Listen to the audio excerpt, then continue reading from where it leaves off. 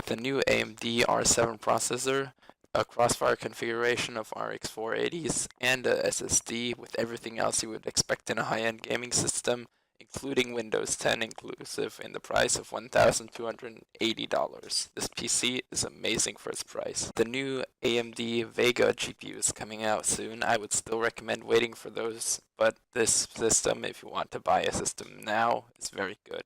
I would also recommend waiting for the R5 Ryzen processors because of the high price of the R7s, and they have way too many cores anyway. The R5s will still have like 6 cores and 12 threads, which is way more than enough for any modern games, so I'd still recommend waiting for those. Although, obviously, this is still a great PC. Let's get started into the build. Let's start off with the CPU. As for the processor, I went with the AMD Ryzen R7 1700. It has 8 cores and does not have hyper-threading. Although it only has a core clock of 3.0 GHz, it still has a boost clock of 3.7 GHz and can be overclocked via the mainboard I'm choosing, because the mainboard is a X mainboard, not a B version, so it obviously can be overclocked. It has the new AMD Wraith coolers, which are very, very good compared to the Intel stock coolers. You can even overclock with those a bit higher than like the normal frequency. With those Intel coolers, you can't overclock for shit. So I chose this one. It has 8 times 64 kilobyte L1 cache and another 8 times 32 kilobytes cache. L1 cache.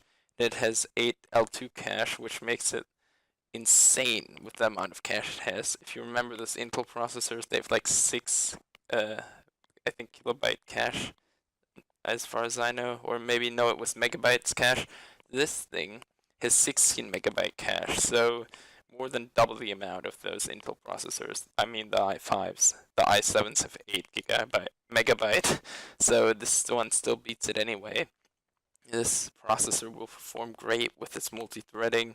You can obviously do rendering with it, and game in the most modern of games, such as Arma 3, which needs a lot of cores, is better than an i7. I mean the i7 7000K, obviously, not those higher-end i7s extremes. That's obvious that they're going to beat this one, but it still can hold up with those cheaper ones, so I went with this one for an all AMD build. As for the mainboard, I went with the MSI X370 Gaming Pro Carbon. It is a AM4 Plus mainboard, obviously, because we need that like CPU socket to be compatible with the other one, with the like Ryzen chips. It has a bunch of USB 3.1 and 3.0 ports, no USB 2.0, so you're going to be really quick. It has Thunderbolt, everything you need, and it has a maximum supported memory of 64 gigabytes. And obviously, you can overclock the memory to, well, 3666 megahertz, and it supports like the obviously DDR4 memory. It has RAID support, Crossfire support, even SLI support. Although we're doing a Crossfire build, it has the onboard USB 3.0 headers that we need for our case, and it has enough SATA 6 gigabyte ports for all of our drives. It has 6. We can add even more drives. I'm only adding 2, so you can add another 4 drives to this build, which is insane. And it only costs $180, which makes it a real like bargain at the time. Although I think there will be cheaper motherboards coming in the future, this is the cheapest overclocking motherboard for the Ryzen processors at the time. All of the other ones will be like B motherboards, which you can't overclock with. So we need this one, and it's really good, believe me. Like, it's the highest end of all the motherboards that there are out for like Ryzen processors right now. So let's get on to our RAM. As for our RAM, I went with the AVIC Core series. It has 16 gigabytes, 2 8 gigabyte slots, so you can like upgrade to 32 in the future if you really want to. I don't think you're gonna need that in the near future or even in the far future to come. But whatever, if you want to and feel the need to, you can. It's clocked at DDR4 2400 megahertz. It's obviously DDR4, otherwise it wouldn't be compatible. It has, well, heat spreaders, I guess. What should I say about it? It fits to our like black and red build, which I also chose black and red case.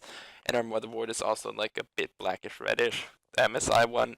And our graphics card is black and red, so everything's black and red in this build. The motherboard even has black and red LEDs on it, so it fits into our build perfectly.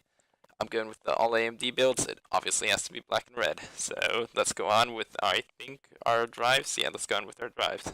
Okay, I forgot to just say that, like, you can check out one of my other videos where I compare the difference between the speed of RAM and how much RAM you actually need, and I also, like, you can tell you how to overclock your current RAM. Well, you can if you have, like, heat spreaders so it doesn't get too hot, but now let's go on with the SSD. For this, I chose the SanDisk SSD Plus, 120 gigabytes only because you can expand it, obviously, because we have so many 36 gigabyte ports. It has, well, it's not the fastest one. It's not like the 850 Evo, but it's very, very fast anyway. And for the money, it's very good. It's one of the cheapest ones, but it's like one of the fastest cheap ones.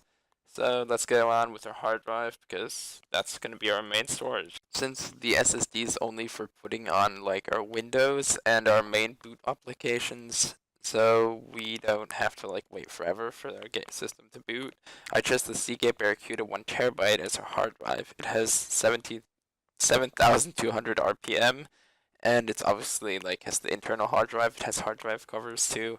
It has 64 megabytes cache. I don't know what to say about it. It's very good. I own one, but I personally own one. It's very, very fast. I love it. Just use it. It's good. Let's go on with our like graphics cards now, the heart of our system, apart from like the CPU.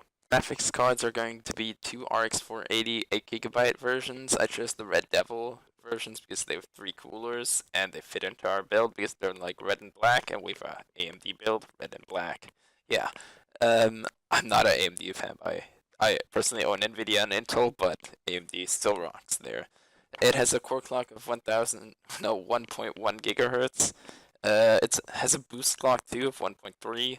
You can obviously overclock it with the 3 fans. It has 4-way SLI, Crossfire support. Obviously, it's in AMD. But since we only have 2, you can add another 4. But I don't even think 4 fit in our build. So we can only put in 2. If you really want to, you can try to fit in 3 or 4. I don't think that'll work though. Especially, I think our motherboard only has like 3 slots for graphics cards, so PCIe slots. So that wouldn't even work. It has enough, and it's a very good one. I saw a review on it lately, and it was very, very positive. Especially, it's not that expensive compared to the other ones, and it's one of the best ones. So it's very good. I think it's about the performance of like GTX 1080 if you put them together. GTX 1080, if they work together in Crossfire, some games don't support that. In those, it's like only one RX 480. But if they're together, they're almost like a GTX 1080. Not quite, but they're almost there. So now let's go on with our PSU. The power supply went with the EVGA 850 watt, 80 plus bronze certified semi-modular variant. It's only 80 plus bronze, but we have 850 watts, which will never get used by a 2-way like Crossfire build, although those processors from AMD and those graphics cards, they do get very hot and they like a lot of power, but still this one's great. It even has like a $10 mail-in rebate, so if you're quick, you can grab that. The graphics cards both have $20 mail-in rebate, so if you are also quick, you can grab those. I'm gonna link them in the description below. It has 1 fan, so it's not a silent version, and it's good, I guess. It's EVGA, and it's semi-modular, so half the cables can be stuck in, and the others are like already connected to the power supply. Now let's go on with our last component, the case. The case was probably the hardest part to find because it has to fit to our build, the AMD build, so it had to be black and red. So the only one that fell like right into my mind was the NZXT S340 black and red variant. There's a white variant, but since we're AMD, it's black and red. Yeah, it only costs $60, which is very cheap for this case. It used to cost around $100. It has enough bays, like not drive bays. Sorry, I mean it like enough place for our graphics cards. It's long enough, and it has enough spots for like 2 or 3 like Crossfire supports. And it has the front USB ports, which can be connected with our like motherboard because that one accepts those. It's great. It's good. That's like my standard. It's great. It's good. But seriously, it's very good. Just be happy with it. If you don't want it, you can grab like another black and red one that'll also fit. I would still recommend like switching out the like fans. Although it comes with two, I would still recommend switching those out, but you don't have to. They're good enough.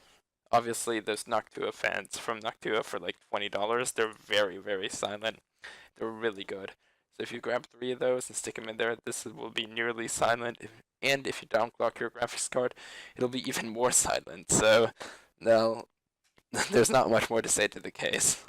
Okay, since we're finished with the build now, I'd just like to get like my last words out. This build will be able to play every PC game on Ultra, obviously. At least 60 FPS, even Arma 3, I think, on most servers. Some servers are just badly optimized, like they have weird plugins, like maps, and obviously you can't get that much out of those. But GTA 5 will run, obviously, like 150 FPS. Even with the Redux mod, you'll get more than 60. Oh, just forget it. This PC is amazing. Buy it, be happy. Although, obviously, I would still recommend waiting for those new Vega graphics cards. They're supposed to be way better than those, like, RX 480 like the 4 variants. They'll be like the 5 variants. Although, obviously, those 4 variants are very good in Crossfire. And I would recommend waiting for the R5s because they're just a bit cheaper. And maybe for the new motherboards because you can save a bit of money on those. But if you want to buy right now, then use this PC. It's great. I'll link the PC part builder links, part picker links below, and I'll link Amazon links, like affiliate links. If you want to buy over those or just click on them and buy over Amazon, that would be really nice. It helps out the channel. And you could maybe subscribe if you want to see more content. And like, have a great day. Bye.